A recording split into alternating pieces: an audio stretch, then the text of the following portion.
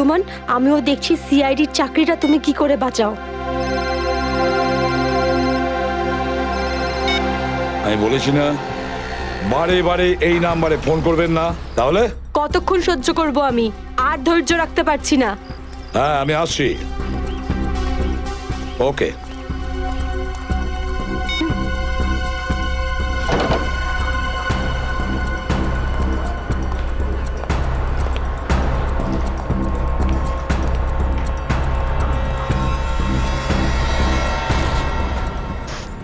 কি ব্যাপার ম্যাডাম, আপনাকে বিব্রত লাগছে?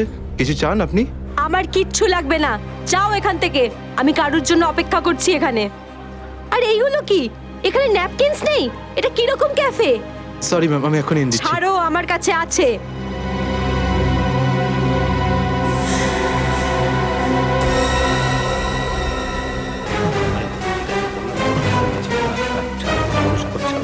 ঠিক আছে, তুমি এখন যাও। Okay sir. এই ভদ্রমহিলা কে এত নাটক করছেন কেন? স্যার, আসল নাটক হয়তো এখন বাকি আছে স্যার। তার মানে? স্যার, ওই ভদ্রমহিলার ব্যাগে আমি একটা বন্দুক দেখেছি স্যার। বন্দুক? হ্যাঁ।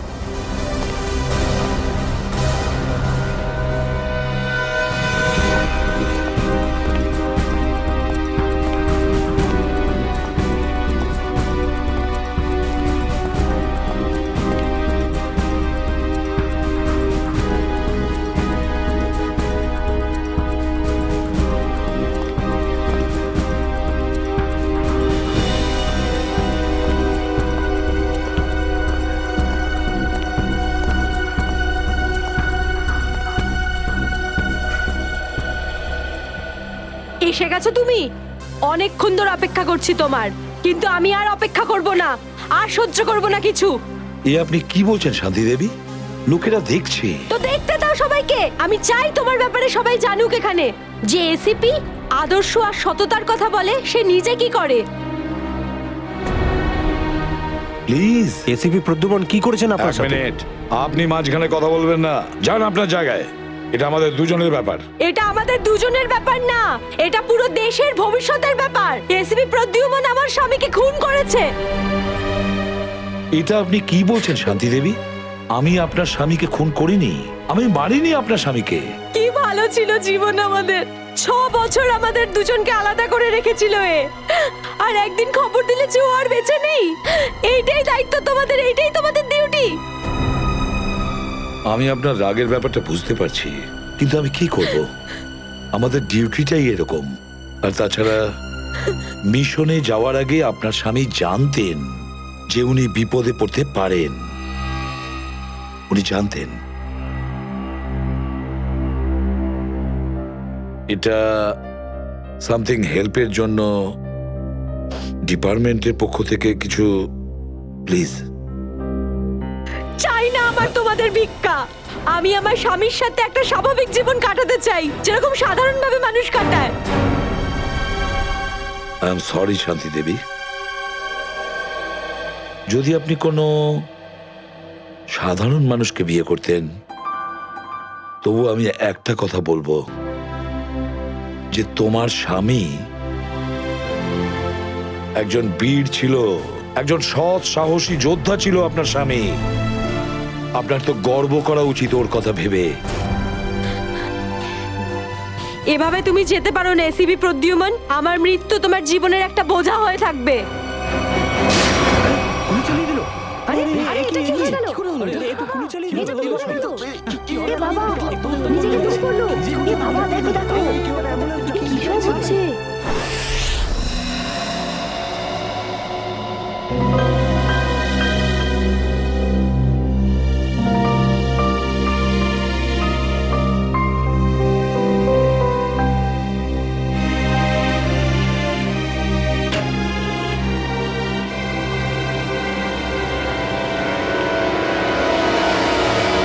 Yes sir. অভিজিৎ, এখনো ওই মহিলার কণ্ঠ আমার কানে বিঁধছে। এভাবে তুমি যেতে পারো না এসিপি প্রদ্যুমন। আমার মৃত্যু তোমার জীবনের একটা বোঝা হয়ে থাকবে।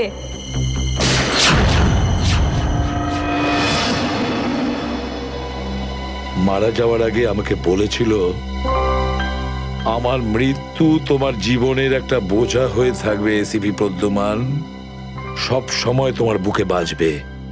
জানি না অভিজিৎ, আর কটা মৃত্যুর, কটা লাশের আমার মন সেই বোঝা বইতে পারবে কিনা। স্যার কিরকম বোঝা? অভিজিৎ, ওই শান্তি দেবীরই স্বামী ওই মহিলার, আর এই আমাদের একজন আন্ডার কভার অফিসার ছিল। Under cover officer? হ্যাঁ অভিজিৎ, এই গুরুত্বপূর্ণ কথাটা এতদিন তোমাকে আমি বলিনি, আর শান্তি দেবীর মৃত্যু ওই কথার সঙ্গে জড়িয়ে রয়েছে। ওই কথাটা গত 6 বছর ধরে আমাকে দাগা দিয়ে চলেছে। আমি ঠিক বুঝলাম না স্যার। অপারেশন ডেমিঙ্গো। অপারেশন ডেমিঙ্গো? এটা কি কোনো বিশেষ মিশন স্যার? হ্যাঁ অভিজিৎ, অপারেশন ডেমিঙ্গো একটা বিশেষ মিশন।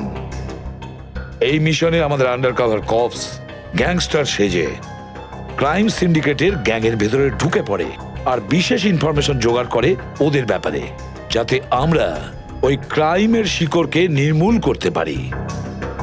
6 বছরের পুরনো মিশন স্যার। আপনি কখনো এটার ব্যাপারে তো বলেননি। এতদিন তোমাকে বলিনি তার কারণ ওই কথাটা টপ সিক্রেট ছিল, আর আজও সেরকমই টপ সিক্রেট। অভিজিৎ, আমি তোমাকে যা যা বলবো তুমি কাউকে কিন্তু বলবে না। Okay sir. দয়া কেউ না।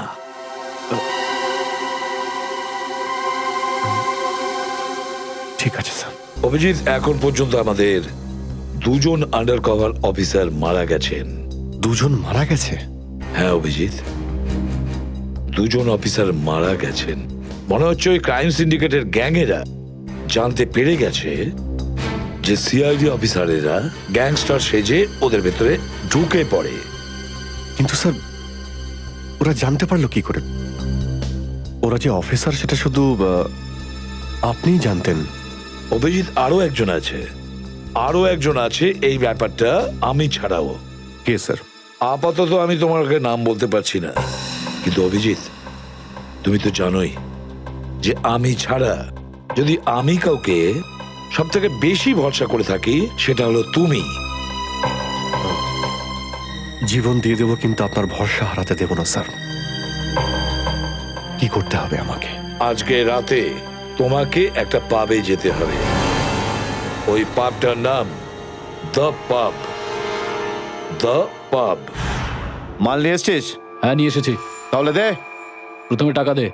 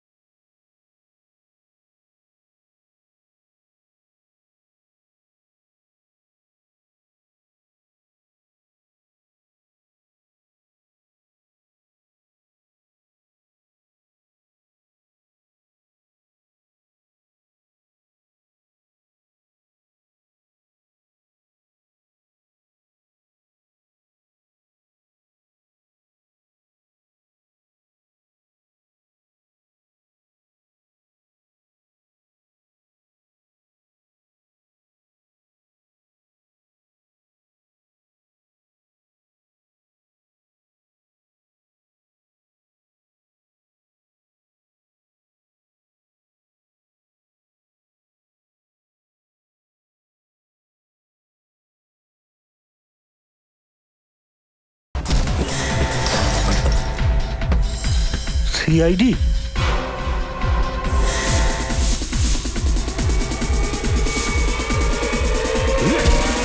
পালাও! সিআইডি অফিসার এসছে, পালাও!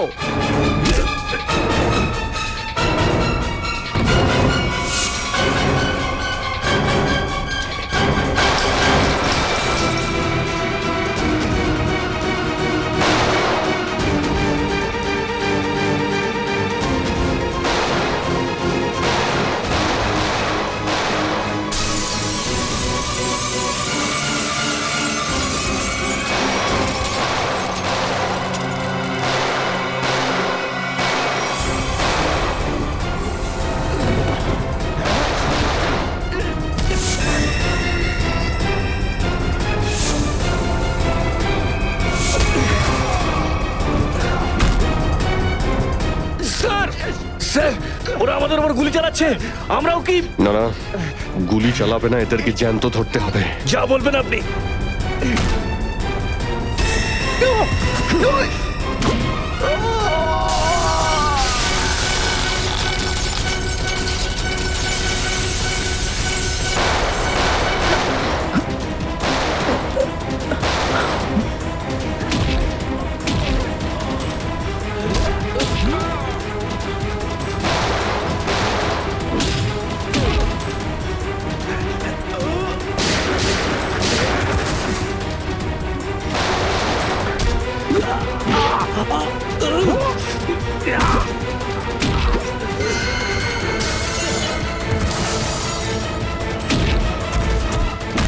বল তোর বস কোথায়, বল।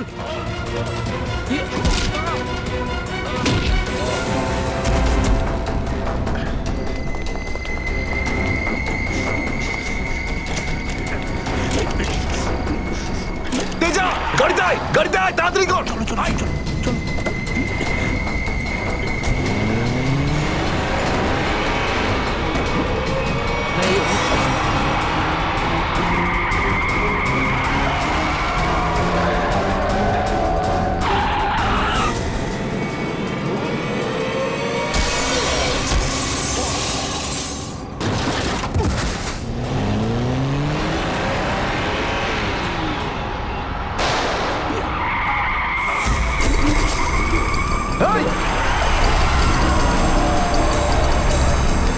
তেজা, তেজা, এবার এসিপি স্যারকে আমি কি বলবো?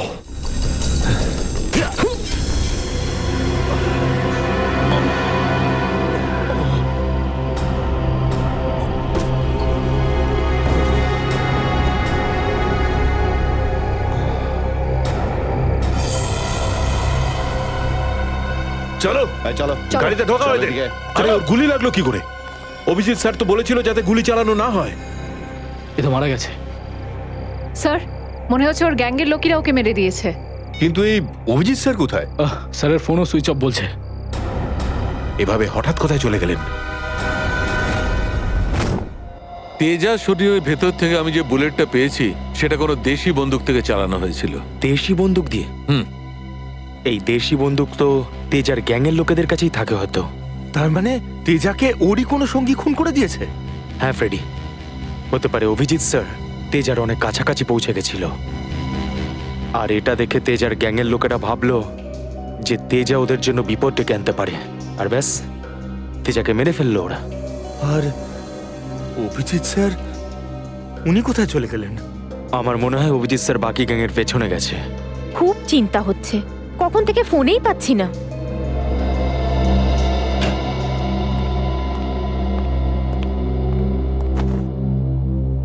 মেরে ফেললো তেজাকে। আমি বলেছিলাম অভিজিৎকে যে আমি তেজাকে জীবিত চাই, জীবিত। তারপরেও এতটা কেয়ারলেস, গুলি মেরে দিল ওকে। স্যার তেজা অভিজিৎ স্যারের গুলিতে মারা যায়নি স্যার। হ্যাঁ বস, তেজা একটা দেশি বন্দুকের গুলিতে মারা গেছে।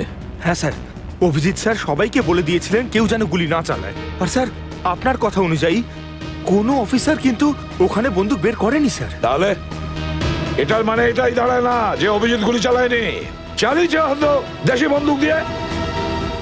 কোথায় সে? কোথায় অভিজিৎ? স্যার উনি কোথায় আছেন আমরা জানি না স্যার, কারণ ওনাকে মোবাইলে পাওয়া যাচ্ছে না। ভয় পেয়ে গেছে।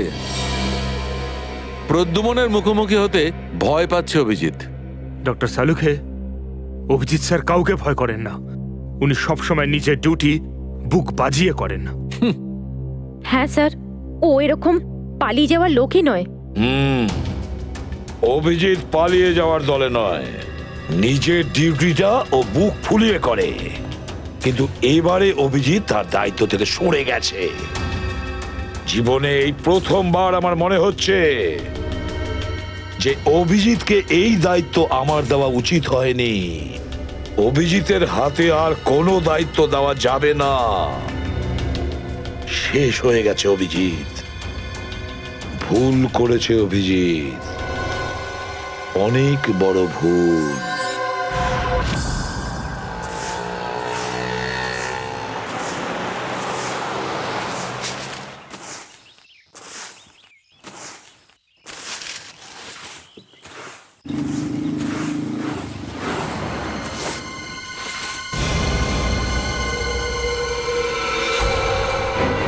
বাপরে, এই লাশ পড়ে আছে।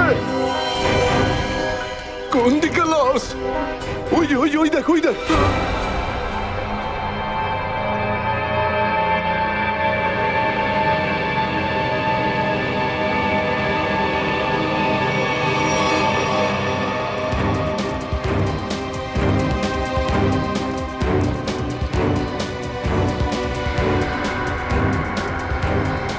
আরে এটা লাশ নয়, আরো একটা মাতাল পড়ে আছে। কেন যে এত মদ খায় এরা, যেটা হজমও করতে পারে না। ধর একে।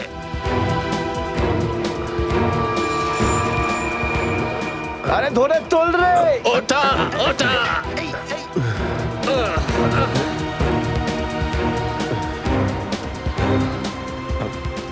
আমি আমি এখানে এখানে কি আরে করে কি এলাম? করে এসছিস কি করে জানবো? হয়তো বেশি টেনে ফেলেছিলি আর বাড়ি যেতে যেতে এখানে পড়ে গেছিস। আরে এত কেন খাও বাবু? একবার ভাবো তো, তোমার বাড়ির লোক তোমার জন্য সারা রাত কত চিন্তা করেছে। আরে ধর একে। এই আবার আবার পড়ে যাচ্ছ। আমি আমি মদ খাইনি। ওই গাড়িটা আমি এখানে কি করে এলাম মনে পড়ছে না। চলো, কোনো ব্যাপার নয়, বাড়িতে গিয়ে সুন্দর ঝরঝরে স্নান করে নেবে, একদম সব ঠিক হয়ে যাবে। তোমার বাড়ির অ্যাড্রেস মনে আছে তো, নাকি সেটাও ভুলে গেছো? বাড়ি বাড়ি বাড়ি হয়তো সিস্কিমে। মনে হয় ঠিক জানো না। এক কাজ করো, লাইসেন্স বা রেশন কার্ড আছে তোমার কাছে? ওতে অ্যাড্রেস লেখা থাকে। ওই লাইসেন্স লাইসেন্স এই সামনে বাবা, সামনে সামনে।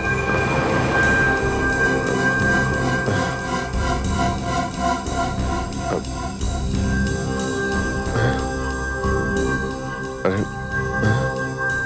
আমার আমার ওয়ালেটটা গেল কোথায়?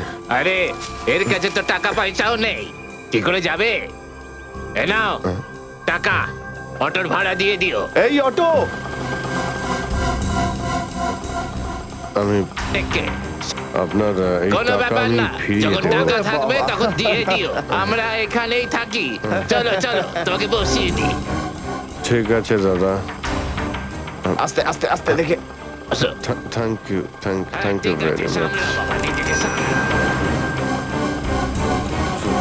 নমস্কার, সাবধানে যেও বাবা, সাবধানে।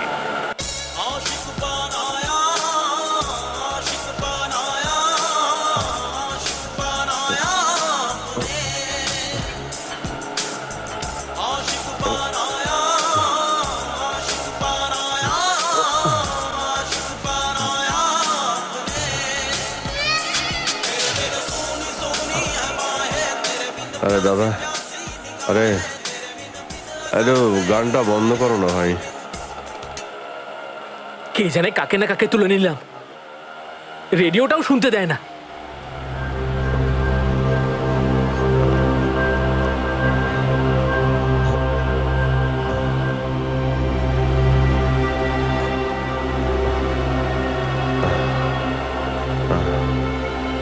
তোমার কাছে জল জল হবে তোমার কাছে? এই নাও।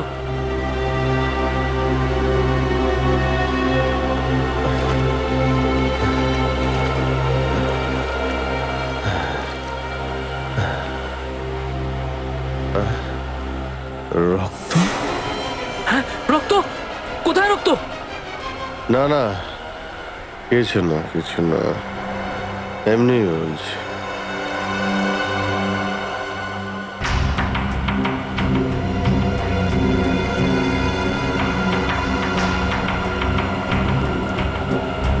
আমার তো কোথাও লাগেনি, তাহলে এই রক্তের দাগ এলো কোথা থেকে?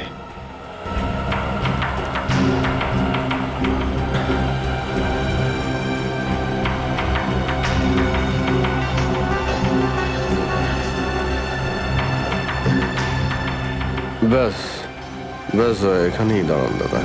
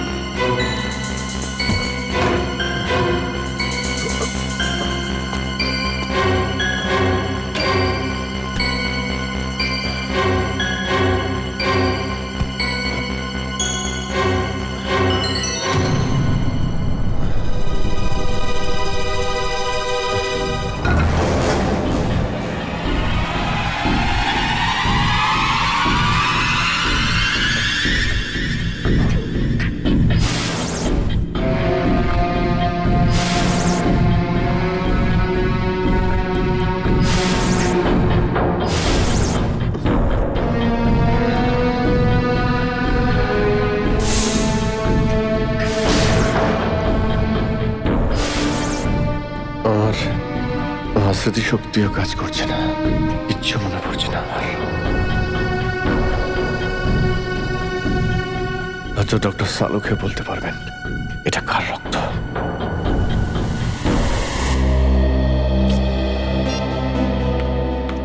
এসব হচ্ছেটা কি? না তো এসিপি স্যারকে ফোনে পাচ্ছি, না দয়া স্যারকে, না অভিজিৎ স্যারকে। আগে তো কখনো এরকম হয়নি। স্যার ওরা কোনো অসুবিধের মধ্যে পড়েনি তো? না না পুরবি, এরকম কিছু হয়নি। ওনারা যেখানেই থাকুন ভালোই আছেন। হয়তো কোনো কারণে ওনাদের ফোন অফ রাখতে হয়েছে।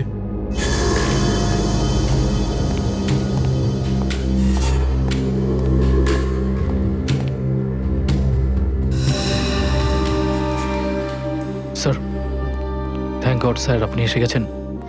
আপনি কোথায় ছিলেন? না আমরা খুব টেনশনে ছিলাম স্যার। আর স্যার আপনার মোবাইলটা বন্ধ কেন স্যার? আমার মোবাইল? হ্যাঁ স্যার, কাল রাত থেকে চেষ্টা করে যাচ্ছি, পাচ্ছি না। হয়তো আমার ফোনে চার্জ নেই। দিন স্যার আমায়, আমি চার্জিং পয়েন্টে লাগিয়ে দিচ্ছি। হ্যাঁ হ্যাঁ হ্যাঁ, দিয়ে দাও। হ্যাঁ স্যার, এসিপি স্যার আর দয়া স্যার কোথায়? কোথায় মানে? স্যার ওনাদেরকে ফোনে পাওয়া যাচ্ছে না। ফোনে পাওয়া যাচ্ছে না মানে? বাড়িতে ফোন করেছো? হ্যাঁ স্যার, বাড়িতে ফোন করেছিলাম, কিন্তু আমরা ভাবলাম আপনারা তিনজন একসঙ্গেই আছেন। আমি তো কাল রাতের পর থেকে ওদের থেকে আলাদা হয়ে যাই। কাল রাতে?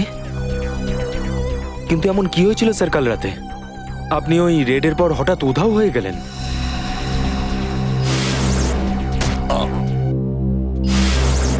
আসলে আমাকে কেউ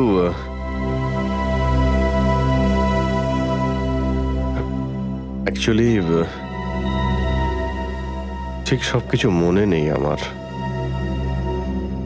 স্যার, স্যার এই প্যাকেটটা? এটা কিছু না, একটা এভিডেন্স যেটা আমাকে ডক্টর সালুখাকে দিতে হবে। স্যার সালুকা স্যার তো ক্রাইম সিনে আছেন, আমরা ওখানেই যাচ্ছিলাম। ক্রাইম সিনে? হ্যাঁ স্যার, একটা গোডাউনে দুটো খুন হয়েছে। খুন?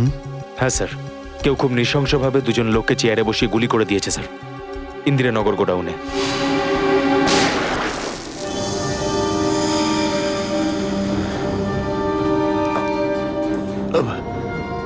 কি হলো স্যার? না কিছু না।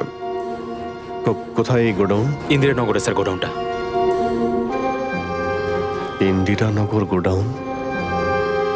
চলো গিয়ে দেখি।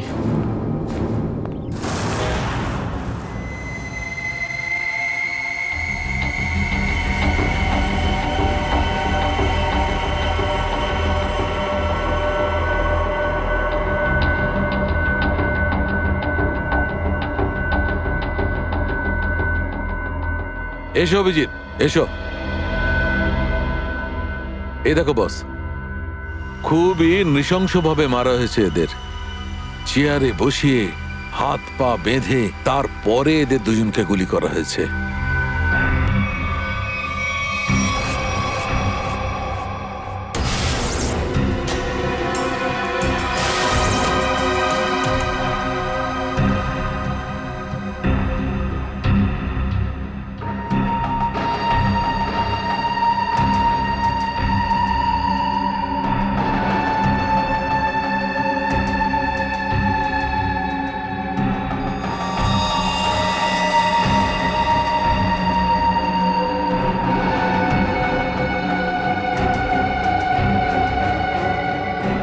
এরকম কেন মনে হচ্ছে যে আমি এখানে আগেও এসেছি?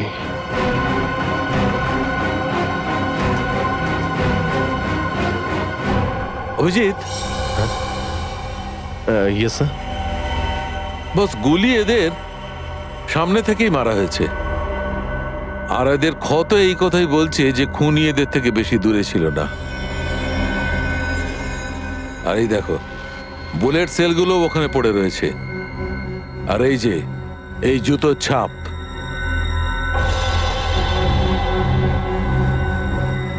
অভিজিৎ, খুনি ওখানেই দাঁড়িয়েছিল যেখানে তুমি এখন দাঁড়িয়ে আছো।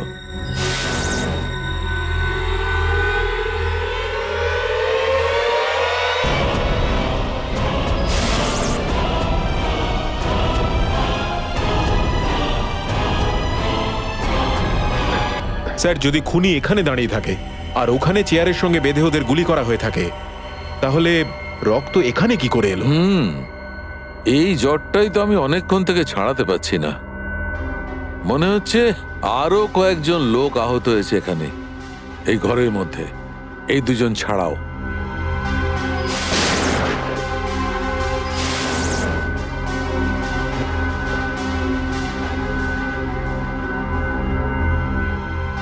স্যার হয়তো এই দুজনকে যে গুলি করেছে সে হতেই পারে।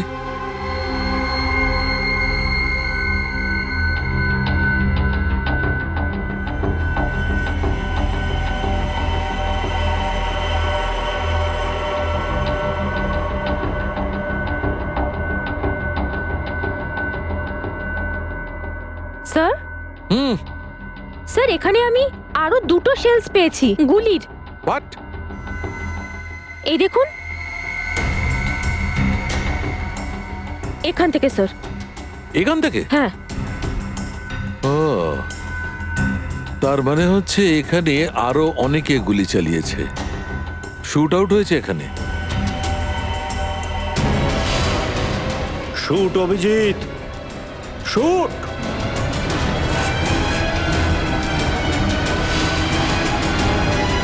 Shoot Abhijit, shoot! Shoot Abhijit, shoot!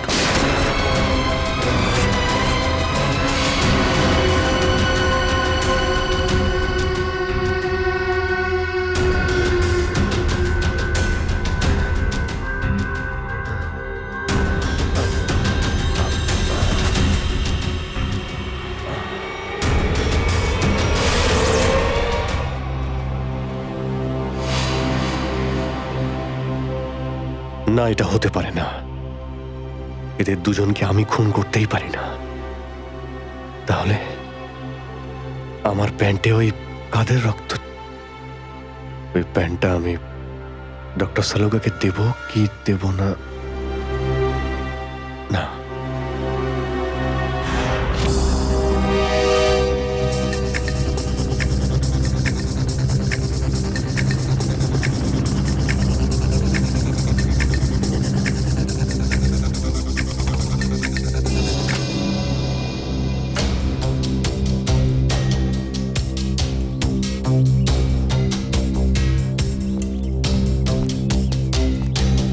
Sarika, Sarika, Sarika, এদিকে। অভিজিৎ, তুমি এখানে এইভাবে লুকিয়ে আছো কেন? আমি তোমাকে একটা খুব জরুরি কথা বলতে চাই। কি হয়েছে? সবকিছু ঠিক আছে তো? মনে হচ্ছে খুব ভয় পেয়ে আছো। জানি না আমি ঠিক করেছি কি করিনি। এই যে এই প্যাকেটে একটা প্যান্ট আছে আর তাতে রক্ত লেগে আছে। রক্ত? আমি চাই যে তুমি এটার ব্যাপারে খোঁজ নাও। এই রক্তের ডিএনএ টেস্ট করো আর খোঁজ নাও যে এই রক্তটা কার। হ্যাঁ হ্যাঁ, এক্ষুনি করছি। ল্যাবে চলো। না না না না না না না, ল্যাবে নয়। ল্যাবে আমি যেতে পারবো না। ল্যাবে যেতে পারলে আমি এখানে দাঁড়িয়ে থাকতাম না। ল্যাবে যেতে পারবে না মানে? মানে সারিকা, মানে এটা যে সমস্ত কথা তোমার আর আমার মধ্যে হয়েছে, হ্যাঁ, সেগুলো শুধু আমাদের মধ্যেই থাকবে। ডক্টর সালুকে যেন জানতে না পারেন। কি? কেন? ওনাকে আমি কেন বলবো না? কারণ আমার মনে নেই যে কাল রাতে আমার সঙ্গে কি হয়েছিল। আর ডক্টর সালুকে তো চেনই, সব সময় আমার পিছনে পড়ে থাকে। উনি তো শুধু সুযোগ খোঁজেন আমার রাস্তায় কাঁটা বিছানোর জন্য। অভিজিৎ, সালুকা স্যার আমার বস, ওনার আন্ডারে আমি কাজ করি। এভাবে লুকিয়ে লুকিয়ে কাজ করতে পারবো না। তার জন্য যদি আমি কোনো বিপদে পড়ি, সেই জন্যেও না, এইটুকু পারবে না?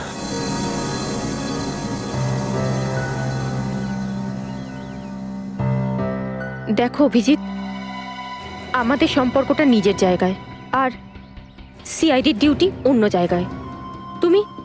দুটোকে এভাবে মিক্স করো না অভিজিৎ।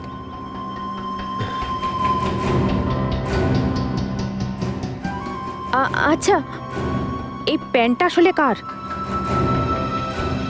আমার। তোমার? আর এতে যে রক্ত লেগে আছে আর সেটা? যদি আমি জানতাম। আমি জানি না সারিকা যে এই রক্তটা কার, নয়তো আমি তোমায় কেন বলতাম টেস্ট করার জন্য। ঠিক আছে, আমি এটা টেস্ট করছি, কিন্তু প্লিজ তুমি আমার কাছে এমন কোনো আশা করবে না যেটা আমার পক্ষে করা সম্ভব না। ঠিক আছে, তুমি ডক্টর সালুকাকে যদি বলতে চাও তো তুমি বলতে পারো, কিন্তু প্রথমে আমাকে বলো, ঠিক আছে? ঠিক আছে, কিন্তু শুধু সালুকা স্যারকেই নয়, আমাকে এসিপি স্যারকেও জানাতে হবে। ঠিক আছে, কিন্তু এসিপি স্যার কোথায় আছেন? কবে থেকে ওনার ফোন ট্রাই করছি, ফোনে তো পাচ্ছি না ওনাকে।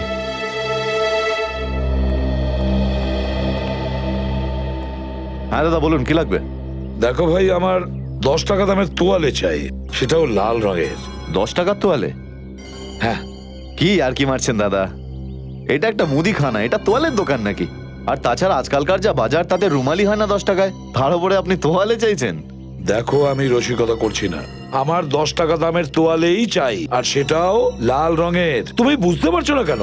আমার 10 টাকা দামের তোয়ালেই চাই। আমার কথা শুনতে পাচ্ছেন না, না বুঝতে পাচ্ছেন না? কোনটা? গিয়ে কোনো কাপড়ের দোকানে দেখুন যান। আরে ভীষণ বাজে ব্যবহার তো। কি ব্যাপার? আচ্ছা, এইভাবে কেউ কাস্টমারের সাথে কথা বলে? মাফ করবেন স্যার, আপনি আমায় বলুন কি দরকার। দেখো না দাদা, তখন থেকে তোয়ালে চেয়ে যাচ্ছে, তাও 10 টাকা লাল রঙের। 10 টাকার? হ্যাঁ, 10 টাকা দামের লাল রঙের তোয়ালে। দিন, টাকাটা দিন। 1 মিনিট। আরে দাদাবাবু, কি দেখছেন আপনি? কিছু না, তুমি তোমার কাজ করো। 90V 869890। 1 মিনিট। এই নিন আপনার তোয়ালে, 10 টাকা দেবেন। Thank you.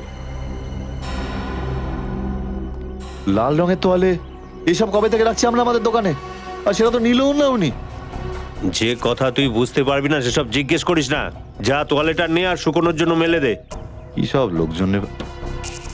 আরে দাদা, আরে এটা তো শুকনোই, কোথায় ভেজা?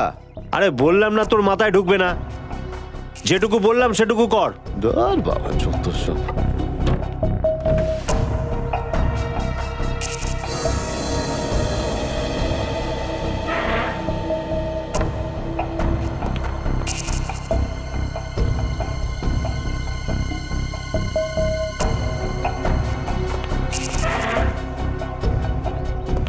আর সহ্য করতে পারছি না, ক্লান্ত হয়ে গেছে আমি এই দুটো জীবন বাঁচতে বাঁচতে।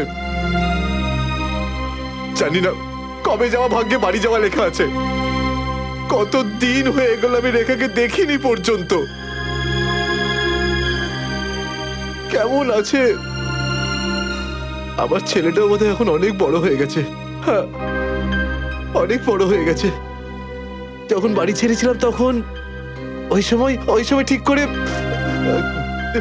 করে কথাও বলতে পারতো না। জানি না কোন অবস্থায় রয়েছে ওরা দুজন।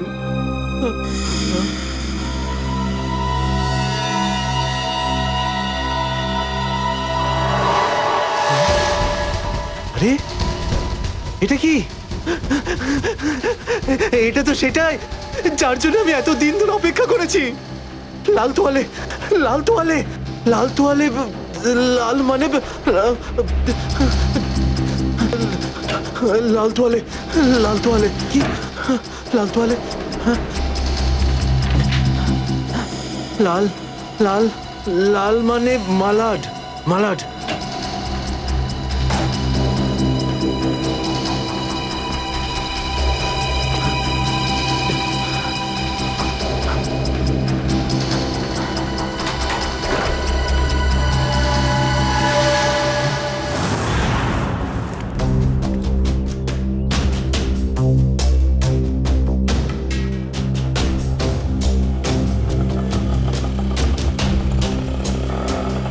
আরে দাঁড়াও দাঁড়াও দাঁড়াও, শোনো আমি মালাডে যাব। আমি ওদিকে যাবো না, অন্য কাউকে নিয়ে নিন। আরে কেন যাবে না মালাডে? হ্যাঁ, এইভাবে হ্যারাস করছো সাধারণ লোককে। চলো। যেখানে যা কমপ্লেন করুন, আমি ওখানে যাব না। আচ্ছা তুমি যাবে না? একটা কাজ করো, পুলিশ স্টেশন চলো। হ্যাঁ আরে না স্যার, না স্যার, বসুন। যাবে তো মালাডে? হ্যাঁ। মিটার ডাউন করো, চলো তাড়াতাড়ি।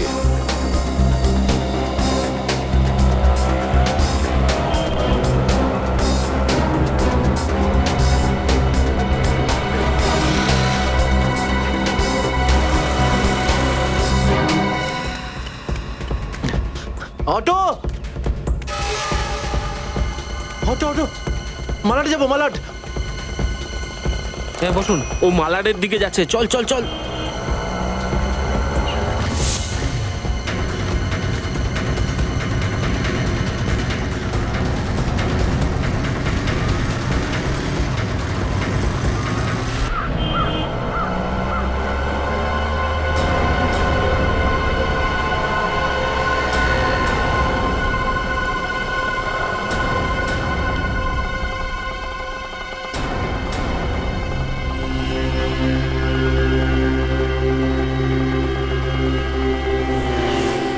এই নাও তোমার টাকা। ঠিক আছে।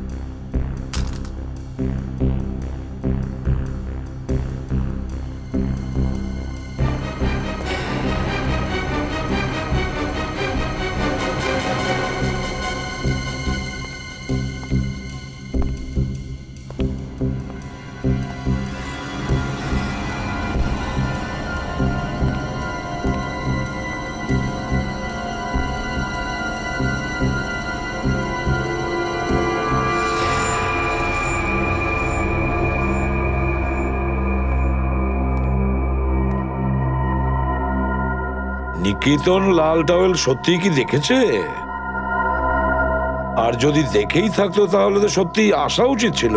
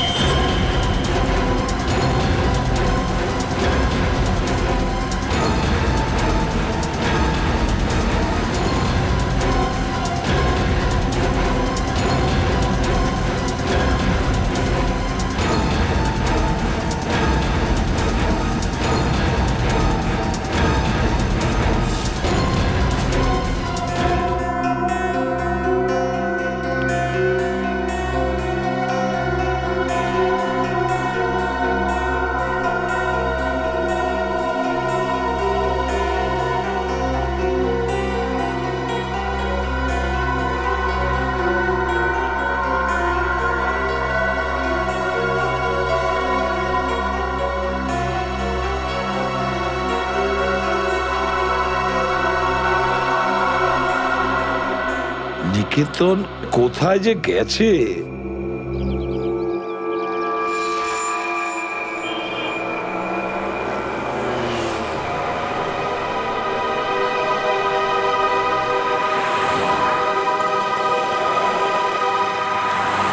কত হয়েছে?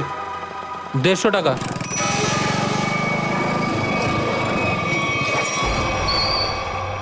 নাও তুমি 200 রাখো। 200 কেন? আজ কি কোনো স্পেশাল ডে নাকি? হ্যাঁ, আজ আমার স্বাধীনতা দিবস। আজ একে সারা জীবনের জন্য স্বাধীন করে দেবো। স্বাধীনতা দিবস? সেটা তো 15ই আগস্ট।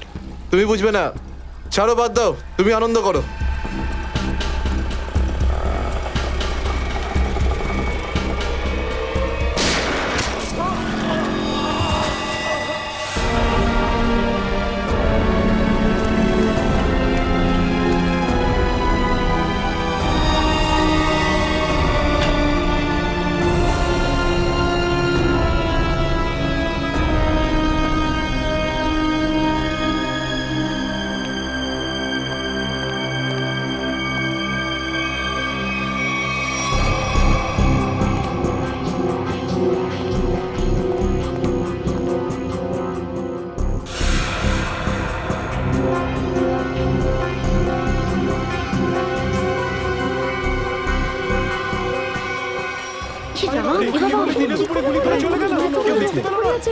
মরে যাবে মনে হচ্ছে বেচারা। এই আপনারা কেউ দেখেছেন লোকটা কে ছিল? এখন তো এই শহরে থাকাটাই মুশকিল হয়ে দাঁড়িয়েছে।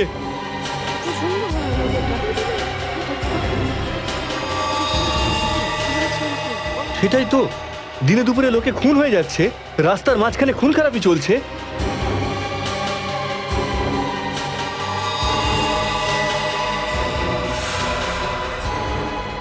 কেউ গুলি করেছে, এই বেচারাকে কেউ বাঁচাতেও পারেনি। মরে যাবে মনে হচ্ছে বেচারা। ভাই, আরে কেউ অ্যাম্বুলেন্সকে ডাক।